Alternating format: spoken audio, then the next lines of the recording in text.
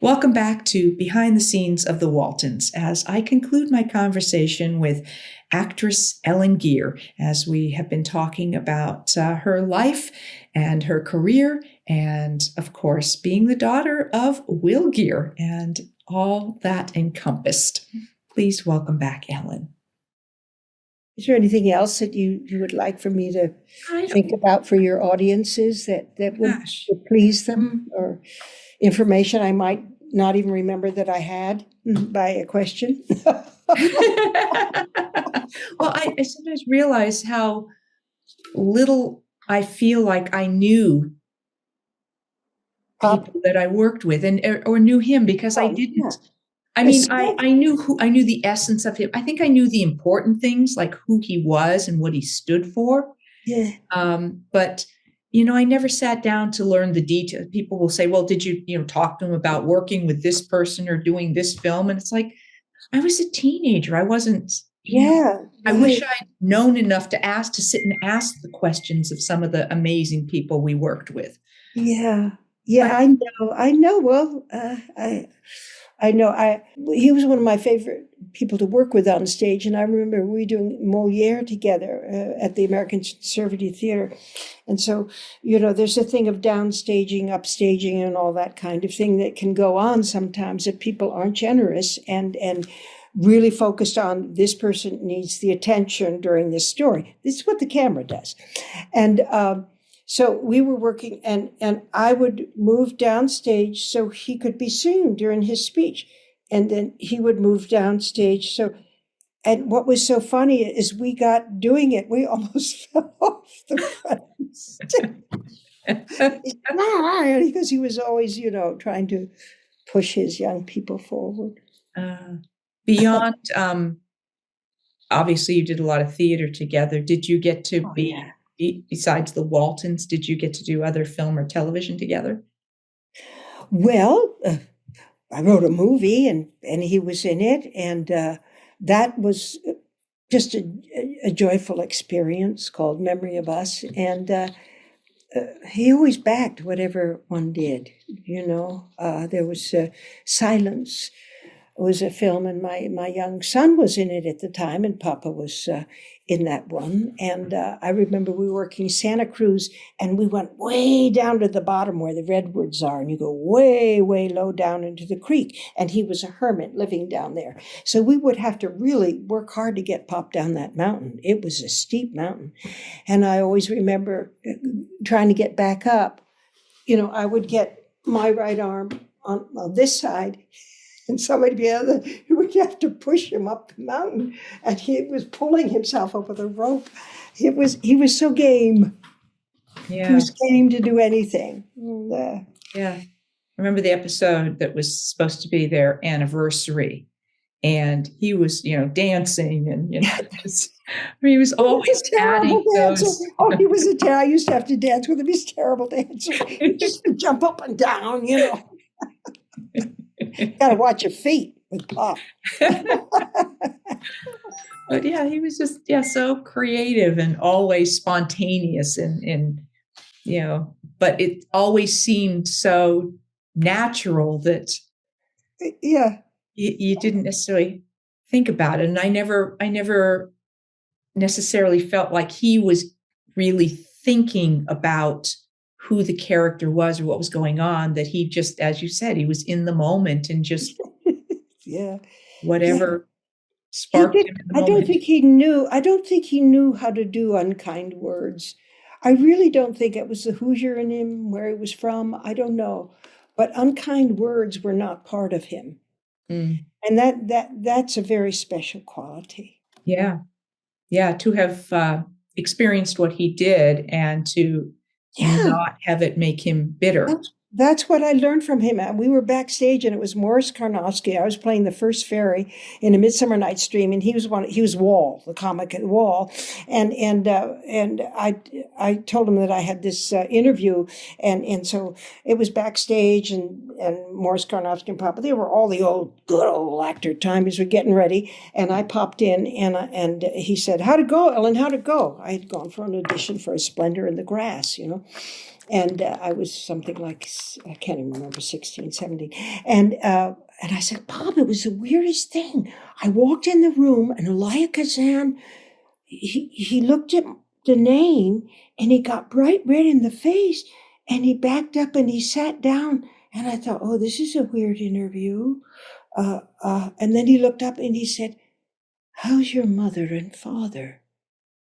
And and I said, oh, well, we're working, we're doing this, because I didn't realize that he was a rat, that he had named names so his career could go forward. Mm. And the example was Pop would not name names, Mm-hmm. and his career took a dive for 10 years. And I didn't realize that. And Pop said, oh, blah, blah, blah. And he talked on. And then Morris Karnofsky got furious. He said, you let your daughter go in to see that. The conflict was so huge. And I remember walking out of there and thinking, my dad isn't bitter. Mm. And I remember him saying, people do not know how they're going to behave in these situations. Mm. They have no idea. You can't judge. If you're there with a gun and somebody, you don't know if you're going to shoot or not. You don't know. So it's so difficult to judge. I learned that. I learned one of my biggest lessons was you can't be bitter. You cannot be bitter and hang on to things that get dumped on you because of a societal mistake. Yeah. No, it's such a valuable Big lesson. Big lesson.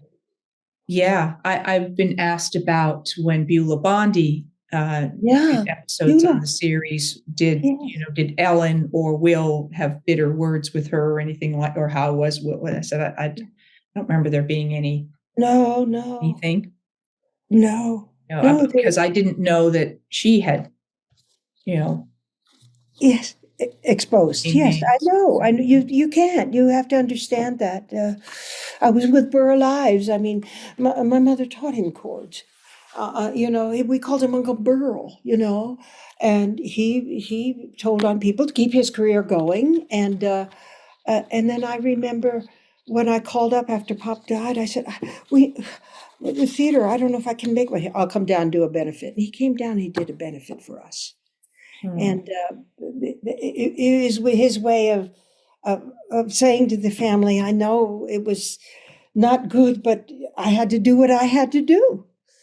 And he gave back to us. And so it's things like that, we're just human, but we have little dark things that we can't get over. And yeah, I think if we do our best to be good, it comes around, I'm not a real karma person, but I feel that it does, that what we put out does impact what comes back to us.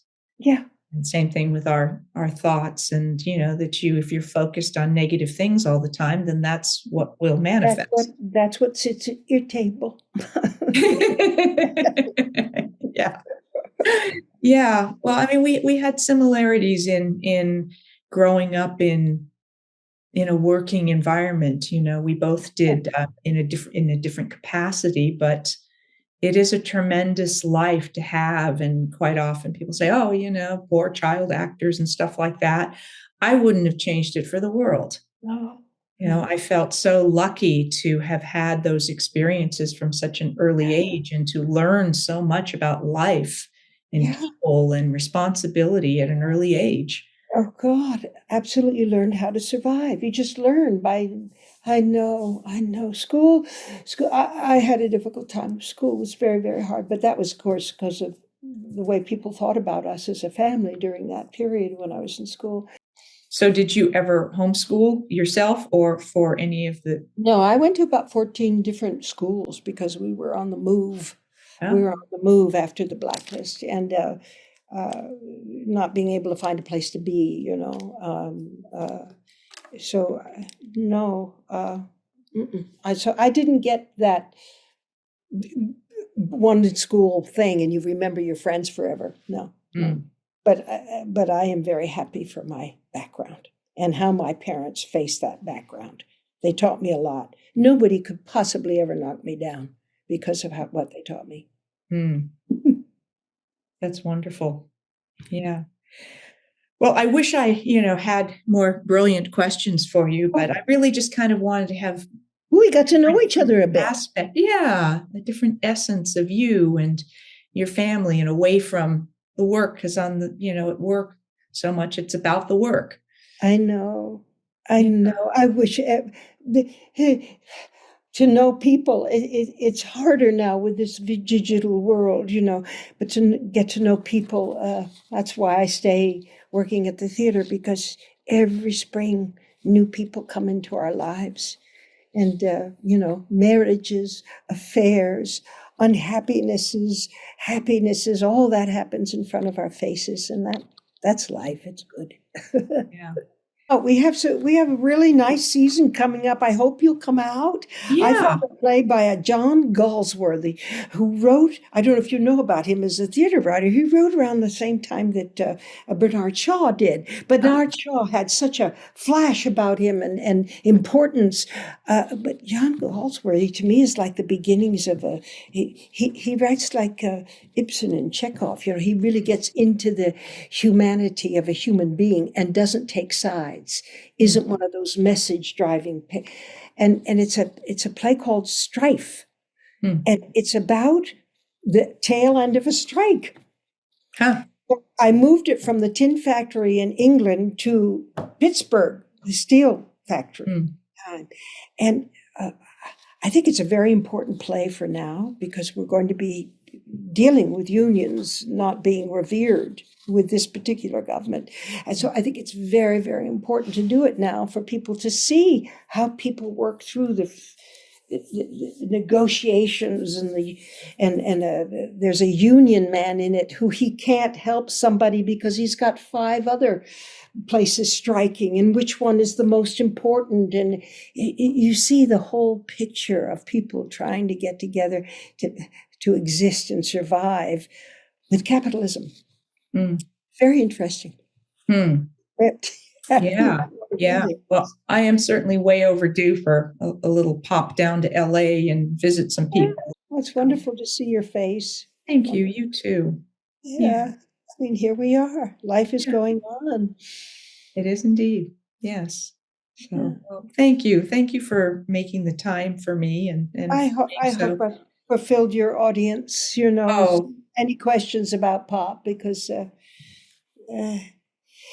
he was an amazing man, and I'm a lucky person to have had him as my dad. yeah. Learned a lot from him. He was a mischief maker, a devil, sweetheart. I only saw him sad once, and that was when he was gardening. He looked very sad one day, and I was so surprised, and I caught him. I caught him, and then the next thing that happened after that sadness, he started screaming, "The hole! The hole! The hole! Stay there! The hole! The hole!" And I saw him back up and run to get a hoe and come back, and he told me to stay there. I said, whap! He killed a rattlesnake. And what he was doing, he wasn't sad. He knew I was there, and the snake was there, and he was going through the options of how he was going to handle this situation. Wow. And another time we were up there, and we lived, it was out in the country then, and Mountain Lion was after the chickens, and we were eating off the land. We didn't have money during the blacklist, and he was gardening, and we had chickens and pet chickens, and all of a sudden I hear Papa screaming, because the mountain lion was at the chicken pen, and we heard him running across, and he just grabbed a broom. And where are you going with the broom? I'm going to shoot him. With the broom. He goes there, and he's there, bang, bang, bang, bang. And it scared the mountain lion. It went away. The chickens were saved. Yeah, there are a lot of wonderful stories about Pop. Yeah. What a wonderful life. Well, thank you, and I hope your theater has a very successful summer, and I hope some of our viewers will come out and Oh, it'd be support the wonderful. theater, or send a donation to the And theater. to let me know, if if they're there. I'd love to meet Walton's people. We've had them come out. We had a special day for the Waltons, and our company, did a whole thing with them. So you were there, and Yeah, yeah. it's special. Waltons is special for us Mm. too. Well, we will always be family because of it. Like, yeah, stuck together. Yeah, yeah. Big, wonderful family. Yeah. Yeah, A little crazy and a little whatever, but hopeful and ever moving forward. Ever moving forward. yeah. Yeah. Thank you for joining me for the conclusion of my conversation with Ellen Geer. I really appreciate her taking the time to join me and to share about her own life and the life of her father. I will see you next time for more behind the scenes of the Waltons and more Ask Judy. Thanks for watching.